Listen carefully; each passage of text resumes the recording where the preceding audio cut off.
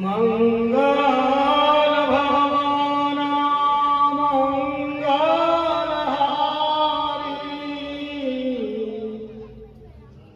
द्रव सुदशरथ अजीर बिहारी श्री राम जय राम श्री राम जय राम बोलिए श्री हनुमान जी महाराज की राजा रामचंद्र भगवान की। आए हुए सभी महानुभावों को वंदन। पूज्य महाराज श्री सुभाषानंद जी को वंदन। पूज्य महाराज श्री आज सायंकालीन सभा में करीब 7:30 बजे हरिद्वार से पधारे नित्यानंद गिरि जी महाराज को प्रणाम। आप तो तुमरा जी गुरु भाई भी हैं और युग पुरुष श्री परमानंद जी के शिष्य हैं और योग से हम निमंत्रण करें तब भी आपका आगमन नहीं हुआ, लेकिन योग से आज आगमन हुआ तो ब्रह्म परिवार भी धन्य हुआ। आपका दर्शन कर आप सबको वंदन कर अपना संवाद रखता हूँ। देखिए, समझने की बात है, श्री रामचरितमानस एक ऐसा हमारा ग्रंथ है जो हमको संस्कार प्रदान करता है, जो हमको जीने की कला सिखाता है, आचार विचार सिखाता है, उठना बैठना सिखाता है, सहन करना सिखाता है, वहीं माता पिता का सम्मान करना सिखाता है, पति पत्नी के संबंध किस प्रकार के होना चाहिए, बड़े भाई को छोटे भाई के साथ किस प्रकार से संवाद करना चाहिए। यह उच्च कोटि का हमारा मूल श्री ग्रंथ है श्री रामचरितमानस। और इसके रचयिता वाल्मीकि जी ने इसको संस्कृत में रचा। जब संस्कृत में इसकी रचना हुई तो उस समय ये जनमानस के हृदय पटल पर स्थापित नहीं हो पाई। उन्होंने इसकी रचना कर दी वाल्मीकि जी महाराज ने, लेकिन प्रथम रचना जब हमारे रामचरितमानस की हुई तो वो संस्कृत में हुई थी। और संस्कृत भाषा जो है वो देव भाषा है। देव भाषा होने के कारण वो सबके कंठ में एकदम चढ़ती नहीं है। इसका सरलीकरण जब हुआ और इसको सरल जब किया तो गोस्वामी श्री तुलसीदास जी महाराज ने इसकी रचना अवधी भाषा में की। तो यही कारण है कि आज हम लोग गांव-गांव, घर-घर, शहर-शहर के अंदर इन सुंदर-सुंदर चौपाइयों के माध्यम से अपने जीवन को चरित्रवान बनाने के लिए, संपन्नता को प्राप्त करने के लिए, जीवन में प्रसन्नता को प्राप्त करने के लिए हम सुंदरकांड का ये पाठ करते हैं। प्रभु श्री राम जब वनवास में थे और उस समय जब लंका गए और लंका से आने के बाद का पूरा विवरण इस सुंदरकांड के अंदर है। ये हम सुनकर निश्चित अपने जीवन को आदर्शवान बना सकते हैं। और जिस आंगन में सुंदरकांड का पाठ होता हो वो आंगन हमेशा ही हरा भरा और सुंदर रहेगा, इसमें मुझे तो कोई डाउट है ही नहीं। और आप लोगों को भी रखना चाहिए। ये हमारा मूल ग्रंथ है सनातन परंपरा का। हमारे यहाँ 2 ग्रंथ माने गए मूल। एक है श्रीमद् भागवत महापुराण जो मोक्ष प्रदाता कथा है, वह जब हम सुनते हैं तो हमको मोक्ष की प्राप्ति होती है। और जब रामचरितमानस की चौपाइयों को गुनगुनाते हैं तो जीवन को उससे पूर्णता की प्राप्ति होती है। तो अपूर्णता से पूर्णता की यात्रा में अगर कोई उच्च कोटि का संवाद अगर है तो वह है रामचरितमानस की सुंदर सुंदर चौपाइयां, सुंदर सुंदर दोहे, सुंदर सुंदर क्षण। उसको अगर हम गुनगुनाते हैं तो फिर आपको कोई भी मेडिसिन खाने की आवश्यकता नहीं। एक मंत्र, एक चौपाई, ये मान के चलिए कि यह मूल मंत्र जो है यह सब औषधि का कार्य करते हैं।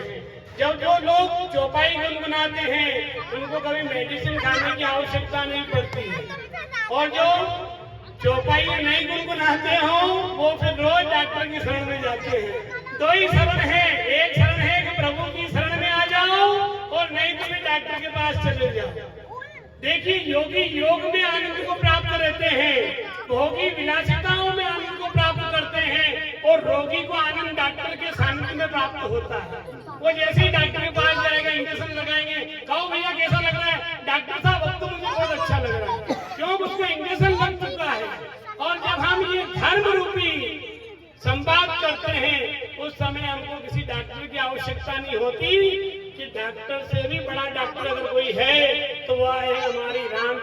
मानस, इसीलिए कहा है एक एक चौपाई महामंत्र है। आओ गुनगुनाओ, मेरे साथ भी गुनगुनाओ। एक समय त्रेता युग माई, एक समय त्रेता युग माई, शंभु गए कुंभज ऋषि पाई, शंभु गए कुंभज ऋषि पाई। एक समय त्रेता युग माई, शंभु गए कुंभज ऋषि पाई। हमारे तो भगवान भी ऋषियों की शरण में चले जाते हैं कि जब उनको रामचरितमानस की ज्ञान की आवश्यकता होती है। यह तो वह ज्ञान है जो देवताओं को भी दुर्लभ है, लेकिन ये सुलभता से प्राप्त होता है ऐसी सभा के अंदर। जब हम सायंकालीन सभा में हो तब हमें रामचरितमानस को सुनने को मिलता है, उनको गुनगुनाने का अवसर प्राप्त होता है, तो हमारा जीवन पूर्णता को प्राप्त हो जाता है। ऐसा ही ये हमारा मूल ग्रंथ है, और ये तो स्वयं कह रहा है, ये अपने आप में परिचय देता है, अपना नाम स्वयं बताता है। रामचरितमानस यही नाम सुनत श्रवण पायहु विश्रामा, रामचरितमानस जहि गावा और तुलसी कृत जय कथा सुनावा।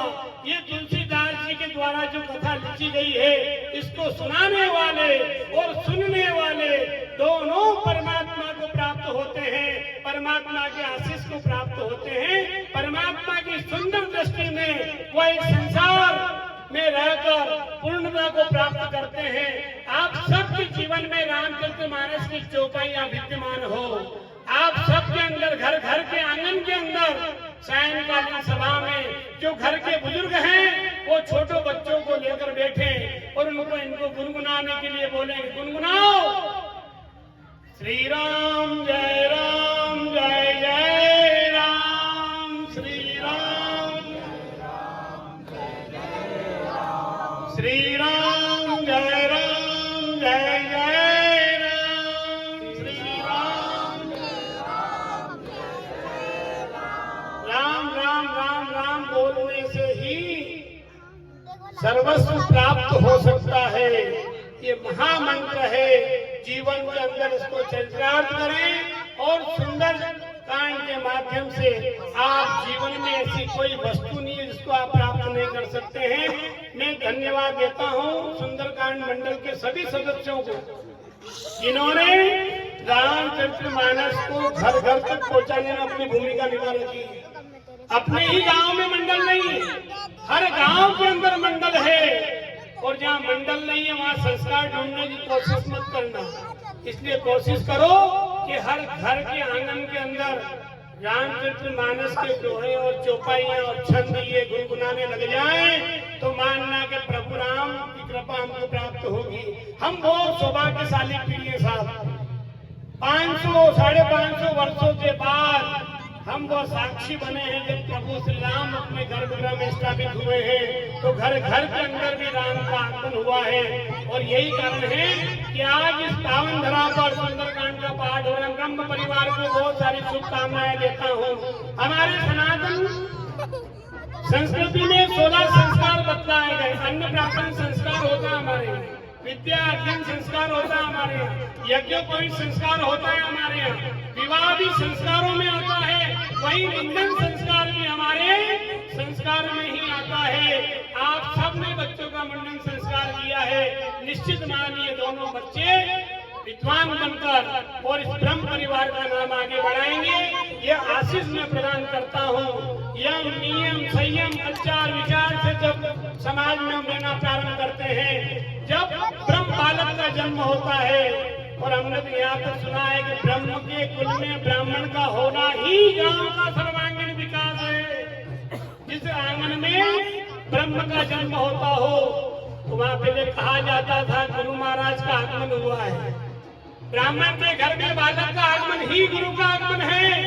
हम लोग गुरु जी को ढूंढते फिरते हैं, लेकिन हमें पता ही नहीं कि हर ब्रह्म बालक जो है वह गुरु के आसन में है।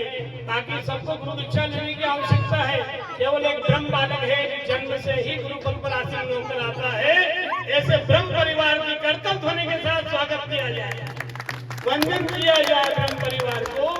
और मैं पूरी प्रसन्नता व्यक्त करता हूँ और बहुत ही सुंदर आयोजन आपने ये रखा है। इसी प्रकार से धर्म अर्थ काम मोक्ष चतुर्विध पुरुषार्थ को आप लोग प्राप्त करते रहे, फिर आपको जीवन में कहीं पलट कर देखने की आवश्यकता न होगी।